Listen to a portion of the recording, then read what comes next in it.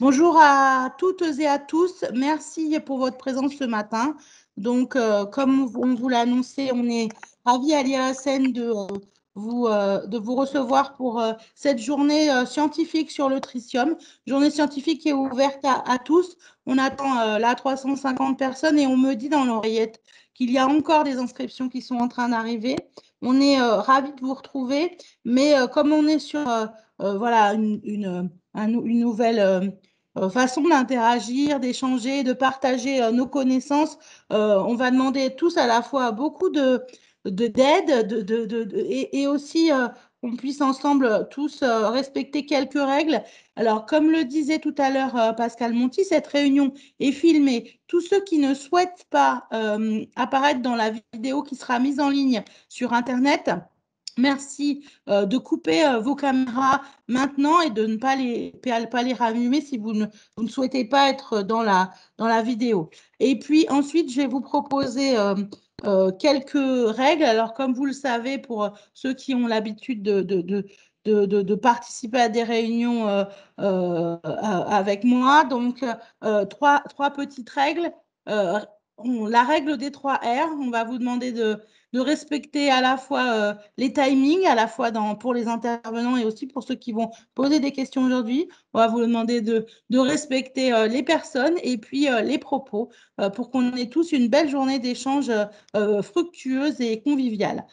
Quelques bonnes pratiques, mais tout le monde commence à être bien habitué aux visioconférences. Donc, bien sûr, on désactive son micro quand on n'intervient pas. On désactive sa caméra et on la réactive quand on veut prendre la parole et que l'équipe d'animation vous la donne. Bien sûr, on lève la main pour demander la parole ou bien on pose une question dans la conversation écrite ou bien on demande la parole si on ne trouve pas la petite main à lever dans la conversation. Donc, je le disais, quelques règles pour fonctionner ensemble, un enregistrement. Je vous parlais tout de suite de cette équipe d'animation, donc avec Jean-Christophe Gariel, qui est le directeur général adjoint de l'IRSN, et moi-même, Audrey Le Bolivet, chef du service des politiques d'ouverture à la société. On va avoir la joie d'animer cette journée pour laquelle on vous demande tout votre concours. Et sans plus attendre, je vais passer la parole à Jean-Christophe Niel, le directeur général de l'IRSN, pour introduire cette journée. Merci à vous pour votre présence et je nous souhaite de bons échanges. Je te passe la parole, Jean-Christophe.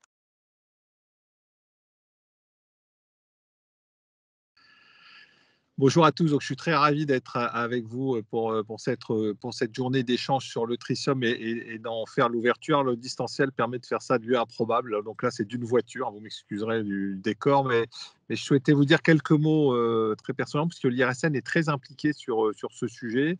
Pourquoi? Parce que le tritium mérite une attention particulière, en fait, pour au moins 2 raisons. D'une part, en raison de ses propriétés, hein. C'est un isotope de l'hydrogène, donc il est très mobile. Il est très difficile à piéger. D'ailleurs, c'est ce que montre la gestion des eaux triciers de Fukushima, une gestion difficile. Et puis l'autre raison, c'est qu'aujourd'hui, c'est l'un des radionucléides le plus rejeté par les installations existantes, que ce soit les réacteurs ou l'usine de retraitement de Lacq, par exemple, mais aussi ce sera le cas d'installations futures, et je pense notamment à ITER. Donc le séminaire d'aujourd'hui, il est motivé par ces 2 raisons, mais c'est aussi une étape importante d'une démarche engagée il y a plus d'une dizaine d'années. Et à l'origine de cette démarche, qu'est-ce qu'il y avait? Il y avait l'apparition en 2007 de 2 publications. Une première qui mettait en évidence une accumulation de tritium sous forme organique dans des organismes marins au voisinage de l'usine de retraitement de Sellafield. Et la seconde publication, elle prenait position pour une réévaluation du facteur de pondération du tritium. À la suite de ces publications, l'ASN a décidé de créer 2 groupes pluralistes. Un pour traiter le comportement du tritium dans l'environnement et traiter des effets du tritium sur la santé. Et le deuxième groupe pour examiner l'impact des nouvelles installations qui génèrent du tritium. L'IRSN a participé à ces 2 groupes de travail. Ces travaux ont conduit à la publication en 2010 d'un livre blanc sur le tritium. Ce livre blanc, il présentait d'une part les actions que l'ASN engageait et d'autre part des recommandations issues des travaux des 2 groupes. À ce moment-là, l'IRSN a engagé des programmes de recherche pour répondre aux différentes interrogations et recommandations du groupe de travail, du GT, qui s'est intéressé au comportement du tritium dans l'environnement et regardé les effets sanitaires associés. Et en 2017, nous avons, l'IRSN, publié un rapport rassemblant une revue de l'état de l'art sur le comportement du tritium dans l'environnement et la synthèse des travaux de recherche de l'Institut. Ce rapport est disponible sur le site de l'Institut. Alors, pour approfondir les connaissances sur les effets biologiques du tritium, entre 2010 et 2020, l'Institut a conduit en collaboration avec CNL au Canada, qui est avec nous aujourd'hui, un important programme de recherche. Les particularités majeures du programme de recherche réalisé, ça vous sera détaillé un peu plus tard, mais d'ores et là, je peux vous indiquer que c'était de s'intéresser plus particulièrement aux effets du tritium organiquement lié, TOL, dont les effets sont moins bien documentés que ceux du tritium libre, c'est-à-dire de l'eau triciée. Et puis, deuxième particularité majeure, c'était de considérer des conditions d'exposition sur des durées particulièrement longues, plusieurs mois, permettant de mimer, de reproduire une exposition chronique à des concentrations plus faibles que celles qui sont généralement considérées dans la littérature.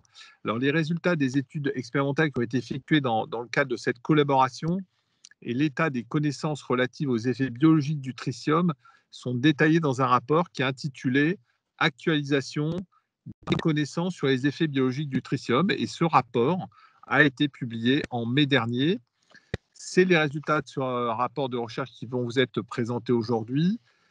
Ces travaux, ils apportent des connaissances nouvelles sur 5 axes principaux: la biocinétique du tritium, les dommages à l'ADN et les effets cytogénétiques, les marqueurs de toxicité tissulaire, l'effet du tritium sur le développement embryonnaire, et 5e axe, l'efficacité biologique relative du tritium. Alors, l'idée de cette journée, c'est d'aborder les multiples facettes du tritium, de la source à ses effets sur l'homme, en passant par son comportement dans l'environnement. Pour élargir le champ, outre la présentation du programme de recherche de l'IRSN sur les effets du tritium, dans leur ordre d'intervention, va aussi intervenir l'ASN, l'ANCLI, l'ACRO, CNL et le CEA. Cette diversité des présentations, elle a pour objectif et elle va favoriser, j'en suis sûr, les échanges entre experts. Et je vous souhaite une journée riche d'informations et de débats, ce dont je ne doute pas vu le nombre de participants. Bonne réunion, bonne discussion. Merci Jean-Christophe. Merci pour cette introduction. Donc, moi, j'avais proposé qu'on fasse un tour de table. On me dit qu'à 350, c'est peut-être un petit peu compliqué. Donc, on va sauter cette étape et on va tout de suite vous dire que va-t-on faire aujourd'hui. Alors, Jean-Christophe Gariel, qu'est-ce qu'on va faire aujourd'hui? C'est quoi le plan de la journée? Merci Audrey. Donc, une journée très dense qui va se répartir en 4 grandes parties. Une première partie où on va revenir un petit peu sur le contexte, où on va parler de rejet et de niveau dans l'environnement. Une deuxième partie ce matin qui sera dédiée à donner la parole aux associations. Une troisième grande partie qui ira de la fin de la matinée jusqu'au milieu de l'après-midi et qui visera à présenter les principaux résultats du rapport IRSN sur la toxicologie du tritium. Et puis pour finir la journée, on va élargir le champ et on parlera de sujets tels que tritium et cancer, les aspects toxicologiques, épidémiologie, et on finira par tritium et eau de boisson, donc un programme très dense et très chargé. Et il va falloir que nous fassions très attention au temps, mais Audrey s'en occupera très bien.